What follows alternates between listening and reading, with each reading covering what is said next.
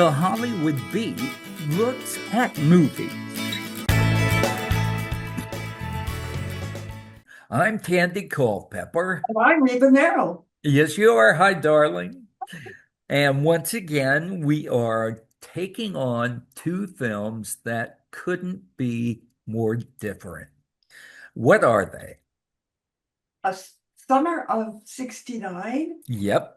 and Smile 2, and I disagree that they're different. I didn't like either one. So I equally. That's that's not the case. The plots I'm talking about. One's sort of a comedy and the other one It's a is a sort of a psychological horror film. Okay, let's start by setting showing the up trailer. the trailer.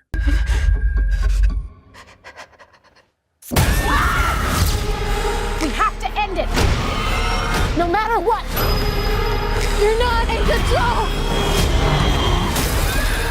I am. I need to stop it, but I don't know how.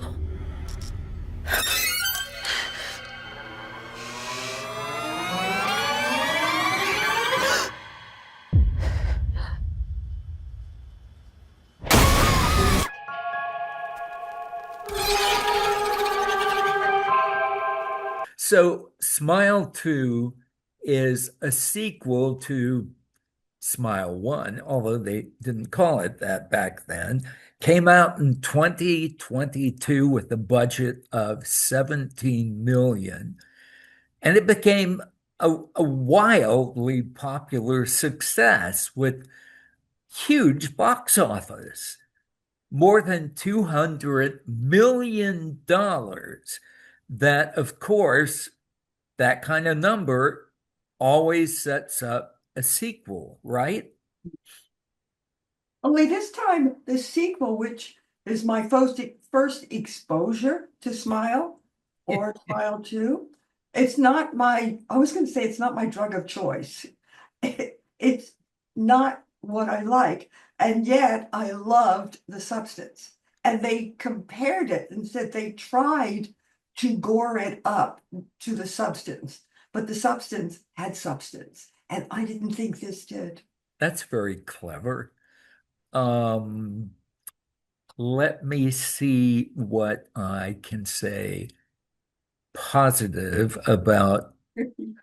Well, this one made 137 million on a budget of 28 million. So it still cleared almost 100 net at the box office after advertising and all that stuff. I'm not advertising, marketing and distribution. Um, and of course, it's set up for a third outing. I think they set it up with the last shot. I think she's going to be back. She's not dead. Uh, that very well may be. And this was conceived and written by, what is his first name? Parker, last name Finn. Yep. Paramount signed him to a first look deal for For a horror, first look deal for horror films. Get it? The for whole any thing. and all he comes up with in the No, future. no, no, no, no. Listen, he's known now as the king of horror. That's what they, Indeed. well, because the thing is, they're cheap to make and they make money. And Um, you think they're a royal bore. no, To they're a royal gore. a royal gore. Oh my gosh, we're full of puns today. All right. This second iteration, uh, I already said the numbers, but here's what I think we both can agree on is that Naomi Scott, who's the lead and the heroine, sort of, with double entendre there, is going to be out of this world successful. I do agree. I did a little research. She's primarily originally known as a singer, and she sang in the church. She just like Whitney Houston got that kind of foundation of singing. Didn't know that.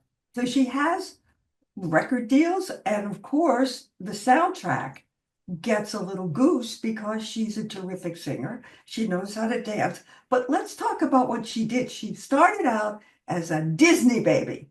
So she got into television doing Disney. And Oh, in the nobody could UK, complain about that. the Disney Channel in the UK, if I recall correctly, and you said, does that make her a former Mouseketeer? But it didn't. She was in a series.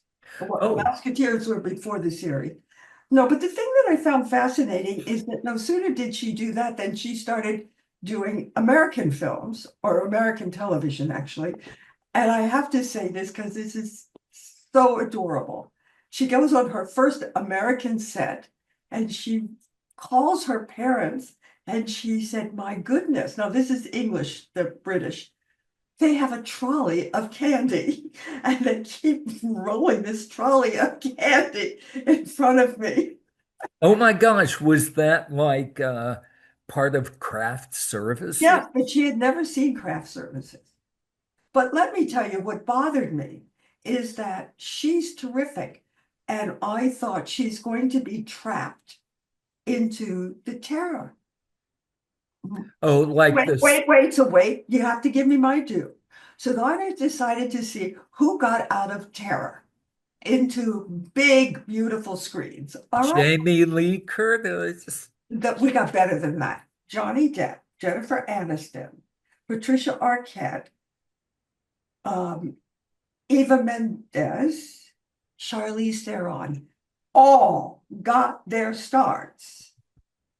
And Leonardo DiCaprio. Oh my gosh, you know what? That's like all the actors that started in soaps, Okay. which is everything happened in soaps, not terror, but tragedy.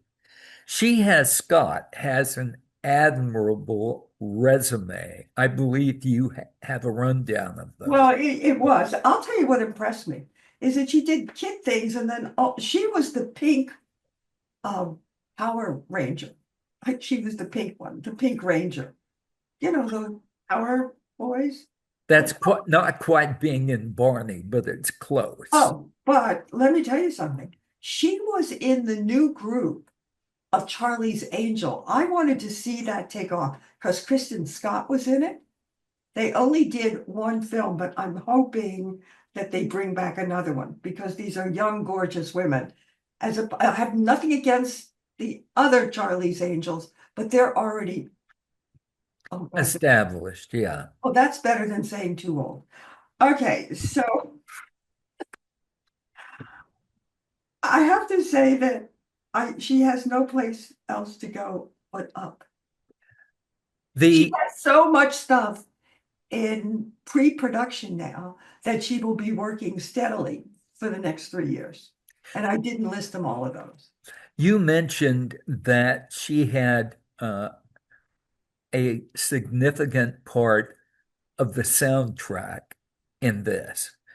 And so they put it out as an EP, and it turns out that she has 3 prior EPs to her credit. She's quite, as you said, the talented singer, but at the very beginning of the movie, there is this balletic sequence. She is an amazing dancer. Yes. I mean, she's one of those triple threat people. yeah, I just was dumbfounded.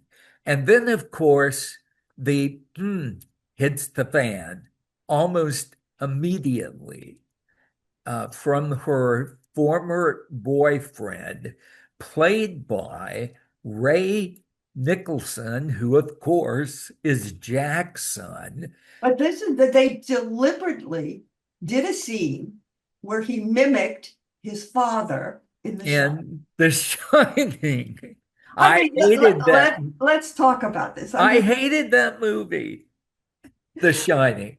This, this is this is billed as a horror film, but I think it's a psychological terror film. I didn't jump a lot of times in a horror film, when something happens, I jump. Like when I did a lot of Freddy on Nightmare on Elm Street. There were things that made me jump, not cringe. This made me cringe more than my heart skipped a beat. you know what the most frightening film, everybody talked about The Exorcist. I went to see it and I started laughing when her head spun around and she vomited Yeah, green. but you're a cynic. Come on, let's.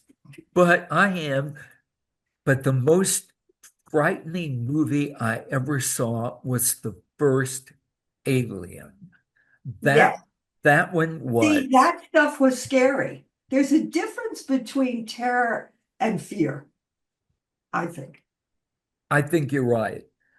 But I'm not an expert. I think the reason I didn't like this is that I cringed and I would have been just as happy closing my eyes. Because there was a lot of, can I just say it, blood? A lot of blood. A lot of blood. I questioned at the beginning when all the wild, gory stuff happens. And even at the end, I'm still feeling that way. That that this might have been just possibly psychosis in her brain. Mhm. And everything she's seeing may not actually Be real. be real. Yeah. So We hope for the sake of the people in the film. Yeah. That's really Dr. Culpepper. Thank you for that diagnosis. But you agreed. Yeah. Yeah, I began to think, hold on here. Does she just need tons of therapy? And she was purported to be this successful entertainer who went on tours, and she was preparing for a tour. Yeah, but you forgot the little backstory. She dabbled in drugs. She was supposedly cleaned up her act. But if you realize it, she hurt herself in that car accident and wanted more than Tylenol. Okay. It does set up that we don't know the power of what drugs do to someone's mind. More than likely, it sends it off on a trip that they can't even describe at times. So hallucinations. Yeah. So maybe that's what we were seeing. They do allude to that right early, that she's clean, and the clean is not clean and sober from alcohol, but clean from drugs. Exactly. But was she clean? I don't know. I think so. That's just my opinion. So can we wrap up this film, or do you want to talk some more about it? There are a couple of things yours. I'd like to Be mention. my guest. The soundtrack was composed by a guy named Cristobal Tapia de Veer. He was the original composer in The First Smile and Returned. And I gotta say, I really dug the soundtrack. So that's a positive. I thought that it was surprising to me. I was surprised that he also worked on The White Lotus. So this guy has some big credits to his name. And the final thing that I'd wrap this up with is that it left me wondering if she really wasn't. Oh, I gotta mention this. There's this thing that Finn calls the entity. But then you're going to give away the movie. I'm not saying anything more about it, but that's also a character in the film which viewers can ask themselves some pretty important questions, I think. I found it interesting the way her character gets to the ending of the film, the arc, and it sets up the third iteration. Just say it. It just sets up the sequel. Okay. It does. It really does. So, Well, you know something, Tom Cruise's new film, Mission Impossible, also sets up the sequel. but I thought they were over with that. it's supposed to be the last reckoning. Well, guess what? They found a hole in the ozone layer. How do I know? So on that note, Reba, let's move on to the summer of 69, and I'm going to pose that question. What are your thoughts? Do I have to tell the truth on this show? I mean, I'm going to say the summer of 69 was a wonderful time in my life. Obviously, it's not in this film. Okay. Before we go any further, let's play the trailer. I want to pay you to teach me how to 69 max. Okay, slightly more details. Here's the thing. All I ever wanted is Max Warren. What is he into? Max loves to 69. Every person on Earth was more sexually experienced than me. And then everything changed. I found my sexual fairy godmother in a strip club. All right, we have to say that the actress Jillian Bell makes her directorial debut here. And the stars are Sam Morales, which is short for Samantha, and Chloe Feynman. Sam, although she's slightly older than 18, plays a high school senior, and Chloe Feynman is a stripper. Go ahead with the premise. I'm going to correct you because Sam did this when she was 17. What? Yeah, she's only she was just ready to graduate high school when. How did I get that wrong? Well, because I saw an interview that she did, and they kept saying, well, how old are you? And she said, well, I had just graduated high school. Okay. So she wasn't that far away from it, maybe a year. Maybe she was 18 or, okay, she's 19 now. Still within the range. Yes. I mean, the thing that I liked about the film, and I know I made fun of it because the real summer of 69, I went to London with my husband. He got assigned a job there, and it was very exciting. And I liked the music of 69, and I liked the clothes, and I liked everything. But this had nothing to do with the summer of 69. It had to do with the summer. It had to do with the number. And then if you spread them apart, what it really was that I did like, I know I make fun that I didn't like the film, is that this young girl needed a friend that she could trust on how to get a boyfriend. Can't ask your mother. And to come out of herself. She was a wallflower. Well, because I don't know all the people that loved high school.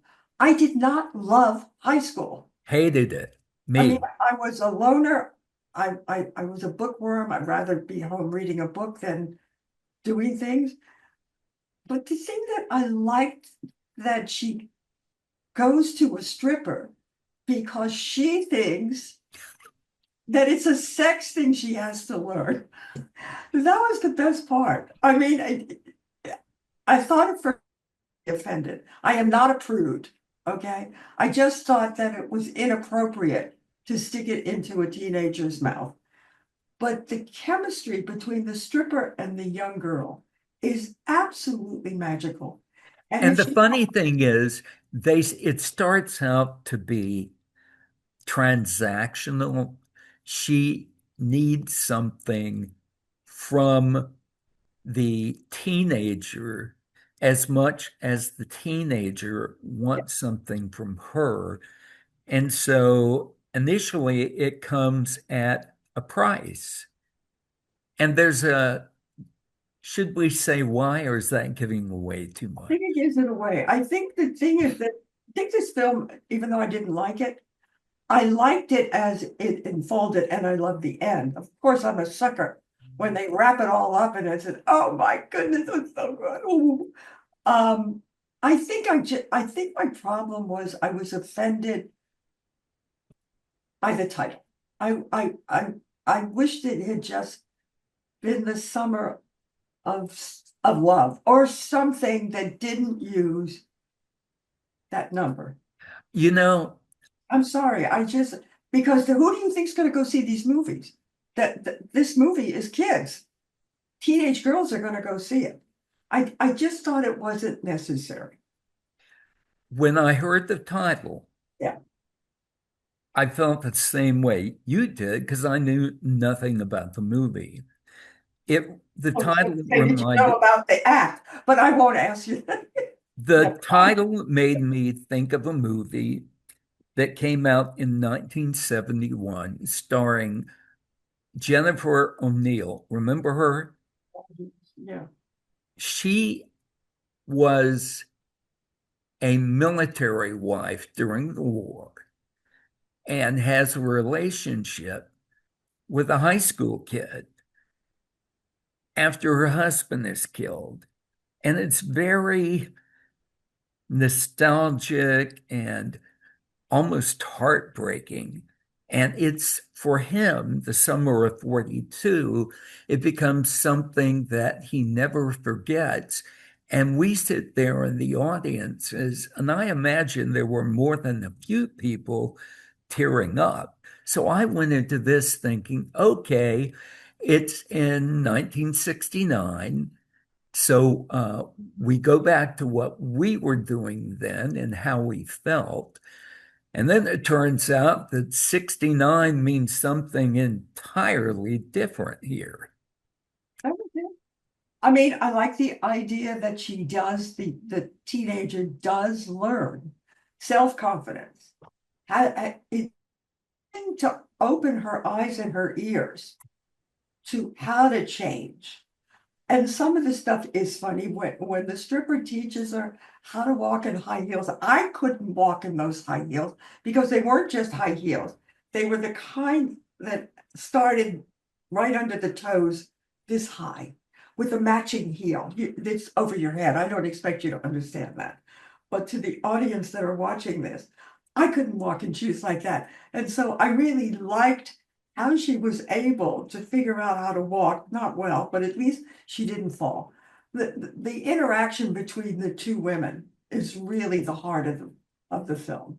And He of course, winds up going in this lounge called Diamond Dolls, where well, that's where she's the stripper. and her stage name is Santa Monica. And I thought, where does that come from? Do we know the city that this is supposedly in? Is this the one they shot in New York? Yeah, but they shot in those several locations, but I don't know if it was set in New No, York. I think Smile was shot in upstate New York, and I don't know where this was shot. Exactly. Could have been anywhere because there was no symbol like palm trees, or it just looked like anywhere America. You know, there's a similarity. Also, we couldn't find a budget for this. It's one of these streamer movies, Exactly. but I don't think it costs a lot of money. I really watched, and a lot of exteriors, which are really pretty cheap to shoot, and very little. The strip club. I mean, they didn't have that many different scenes. Couldn't have been extravagant. Something interesting that I found that the two of them had in common is that Santa Monica was just as insecure about something as Abby, the teenager, And was. What'd you say? Andy, her name was Andy. No, it's Abby. They called her Abby? Maybe Yes. I didn't see that. Yeah, it was Abby. Uh, very similar, but it was Abby. Anyway, Santa Monica had a high school reunion coming up, and she felt like a failure because she's working in a strip club and she's kind of like hesitant to find out what her classmates are going to think of this. And I thought, That's really true. Don't you that we go back to a high school reunion and we haven't seen them for a long time? and you ask, what are you doing? And I don't think she wanted to say she was a stripper. And I understand that. Well, of course. I think it was interesting that you chose these two movies. I don't know why, but you did open my eyes to other things that I would have never seen. I would have never seen these two movies. So for that, Tandy, I'm going to tell you I was grateful. And I will look you in the eye and I will say to you, I still love movies. And I do too, but it was difficult getting through both of these because the running time was not necessary for either of them. One was 7 minutes more than 2 hours. That was Smile 2. And Some Over 69 was darn close to 2 hours. I think both, what? It should have been 90 minutes. Both of them, I just thought they could have been shorter and a lot of stuff could have been cut out. So shall we wrap this up? Absolutely. I'm Tandy Culpepper. Sorry, I couldn't get it out. I'm Reba Merrill, and yes, I still love movies. I do too. And let's just say thank you all for putting up with us now and for joining us on the Hollywood Beat.